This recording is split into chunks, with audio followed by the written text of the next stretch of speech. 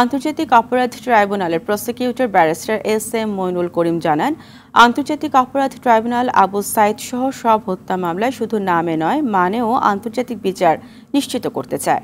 রংপুরে আবু সাইদ হত্যার ঘটনাস্থল রোকেয়া বিশ্ববিদ্যালয়ের ১ নম্বর গেটের সামনের এলাকা পরিদর্শন শেষে সাংবাদিকদের এই কথা জানান তিনি। এছাড়া এই মামলায় সাবেক প্রধানমন্ত্রী শেখ হাসিনা অভিযুক্ত হবেন কিনা সেটিও তদন্তের পর বলা যাবে বলে জানান এই প্রসিকিউটর।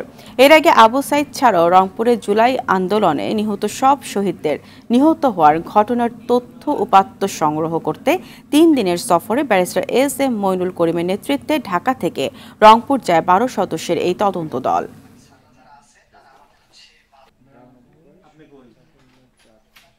আবু সাইদ সহ বৃহত্তর রংপুরে যারা শহীদ হয়েছে এই ঘটনার তদন্তে এসেছি। আমাদের এই ইন্টারন্যাশনাল ক্রাইমস ট্রাইব্যুনাল অ্যাক্টে মানবতা বিরোধী অপরাধ প্রমাণের জন্য দুইটা জিনিস খুবই জরুরি। কাউকে আসামে অভিযোগ করা হয়নি, কারণ কিন্তু আমরা তদন্ত করে যাদের নাম পাবো তাদেরকেই আমরা মামলায় আসামি হিসেবে গ্রহণ করব।